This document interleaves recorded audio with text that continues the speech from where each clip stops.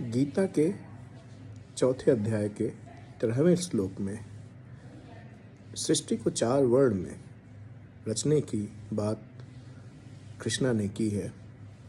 उन्होंने बोला है कि चातुर्वर्णम मया सृष्टम गुण कर्म विभागश। तो उन्होंने गुण कर्म के हिसाब से 4 वर्णों में सृष्टि की रचना की है। तो जब हम भगवान की भाषा को समझने की कोशिश करते हैं तो इस बात को गांठ बांध लेना चाहिए कि ये भगवान की अगर भाषा है तो कुछ किसी वर्ग विशेष पे नहीं लगेगी। ये ब्रह्मांड के हर कोने में लगेगी, पृथ्वी पे लगेगी, सौरमंडल में लगेगी, सौरमंडल के बाहर लगेगी, आकाश गंगा में लगेगी, हर जगह लगेगी। इस सृष्टि में हर जगह लगेगी और इसी की बात उन्होंने की है। अगर आपकी समझ उनकी भाषा की, आप जो अर्थ निकाल रहे हैं, अगर ऐसा निकाल रहे हैं कि वो कुछ वर्ग विशेष पे, कुछ भूखंड के अंदर ही लगती है, उसके बाहर नहीं लगती है, तो आप भगवान की भाषा को नहीं समझ पाए हैं। आप रिलेटिविटी में उनको समझ रहे हैं और उनकी भाषा एब्सोल्यूट होती है, हर जगह लगती है। तो जब उन्होंने 4 वर्ण की बात की है और बोला है कि गुण कर्म विभाग से, तो आपको ये समझने की ज़रूरत है कि गुण कहाँ से आता है, इस ब्रह्मांड में गुण कहाँ से आता है। और अगर आप विज्ञान, ज्ञान, दर्शन सभी को देखेंगे तो गुण धर्म, जो गुण धर्म होता है, गुण धर्म आती है आपकी मास और एनर्जी से। मास को हिंदू दर्शन में तमस बोला गया है और एनर्जी को रजस बोला गया है। तो जितने भी गुण धर्म यहाँ पे आएंगे वो आपके तमस और रजस से आएंगे, मास और एनर्जी से आएंगे। ब्रह्मांड की जितनी भी रूल्स, रेगुलेशन, लॉज लगेंगे वो मास और एनर्जी से गवर्न होंगे। इन्हीं पे लगते हैं, इन्हीं पे सभी नियम कानून हैं। तो भगवान ने क्या बात बोलने की कोशिश की होगी और उसका अर्थ ऐसा निकालने की कोशिश कीजिए कि सृष्टि में हर जगह लगे।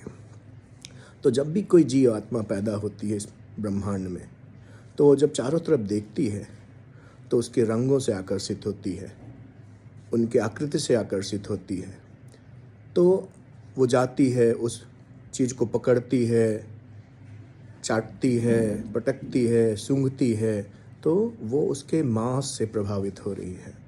तो इस समय वो दुनिया को समझ रहा है कि पूरी दुनिया मांस से बनी हुई है, यही मांस ही माया है। तो ये जो दर्शन है, जब आप समझते हैं कि पूरी दुनिया सिर्फ मांस से बनी हुई है, ये आपकी सोच की सबसे छोटी दर्शन है। आप दर्शन जो कर रहे हैं दुनिया का, ये समझ के कि सिर्फ मांस है, तमस है, मतलब आप दर्शन की सबसे छोटी कलर में हैं, वर्ड में हैं, उसे शूद्र बोला गया है। अगर आप पूरी दुनिया को सिर्फ तमस समझ रहे हैं। लेकिन जब वही बच्चा थोड़ा चलने फिरने लगता है, किसी चीज़ को जो पहले आकर्षित होता था उसको छूता है, अचानक जल जाता है, तो उसे लगता है यार ये जो दिख रहा है इसके अलावा भी कोई चीज़ है जो हमें जला रही है। तो बाद में पता चलता है नहीं, ये दुनिया में सिर्फ दिखने वाली चीज़ नहीं है, ना दिखने वाली भी चीज़ है जो प्रभावित करती हैं, और वो है एनर्जी, रजस। जिस दिन इंसान को ये बात पता चलती है कि माया जो चारों तरफ आपको दिख रही है ये सिर्फ मांस नहीं है, तमस नहीं है, एनर्जी भी है, रजस है, तो आप अपने वर्ल्ड को और ऊंचा ले जाते हैं, आपका दर्शन और ऊंचा बढ़ता है और आप समझते हैं ये पूरी दुनिया मास और एनर्जी से गवर्न है। तो आपका दर्शन वैश्य में आ जाता है और आप वैश्य वर्ण के हो जाते हैं। और इसी दर्शन में मोस्टली सभी जीवात्मा खत्म हो जाती है। वो समझती है ये पूरे ब्रह्मांड मास और एनर्जी है। लेकिन कभी कभी आदमी जब ध्यान मनन करता है, सोचता है मैं कौन हूँ, तो वो अपने मास और एनर्जी से बने इस बॉडी में अपने आप को ढूंढता है। वो पा नहीं पाता है, ना पैर में पाता, ना हाथ में पाता, ना हृदय में पाता है। वो किसी को नहीं बोल सकता ये मैं हूँ। तो बोलता है फिर मैं कौन हूँ। जिस दिन आपके अंदर ये प्रश्न उठता है तब आप इस ब्रह्मांड को, इस मास और एनर्जी की माया से अलग ढूंढने की कोशिश करते हैं। लेकिन जैसे एक बूंद होता है, जब वो सागर में मिलता है, सागर बन जाता है, उसका अस्तित्व विराट हो जाता है, लेकिन बूंद का अस्तित्व मिट जाता है।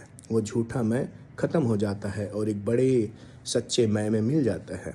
उसी तरह से आपको ये झूठा मैं, इस शरीर से आपने जो लिंक किया हुआ है, जिसको मैं समझते हैं, जब आप समझते नहीं मैं सच्चे मैं की तलाश में निकलूंगा, मैं कौन हूँ, और इस झूठे मैं से जो मांस और एनर्जी से बना है, तमस और रजस से बना है, इस मैं को मारने को तैयार होते हैं उस सच्चे मैं को पाने के लिए, तो आप एक युद्ध में चले जाते हैं। तब आपका वर्ण क्षत्रिय हो जाता है और आप लड़ने को तैयार हैं अपने सच्चे मैं को पाने के लिए। तब आपको धीरे धीरे पता चलता है गुण धर्म से प्रभावित तमस और रजस से भी अलग कोई है, जिसका शायद कोई गुण नहीं है, वो सत्य है, वो निर्गुण है। इस सगुण से उस निर्गुण को पाने की लड़ाई आपको लड़नी है। तब आप क्षत्रिय धर्म में चले जाते हैं, आप क्षत्रिय वर्ण में चले जाते हैं और अब आप उस सत्य की खोज में निकल जाते हैं। अब वो सत्य क्या है, जो भी आप समझेंगे रिलेटिविटी में, इस ब्रेन के कॉन्सेप्ट से ही समझेंगे, ब्रेन समझाएगा, वो भी रिलेटिविटी हो जाती है। उसकी सच्ची भाषा को समझने के लिए ब्रेन को स्टॉप करना पड़ेगा, उनको उतरने देना पड़ेगा। तो जैसे सोना है, ये सच्चा है कि नहीं है, इसको जानने के लिए आप किसी कसौटी नाम के पत्थर पर रगड़ते हैं। ऐसे आप ब्रह्म को समझ पाए कि नहीं, कब आपको एहसास हुआ कि मैं ब्रह्म का ही अण हूँ, कब आपको ब्राह्मणत्व प्राप्त होता है, इसकी कसौटी ये प्रकृति ही है, ये ईश्वर ही है।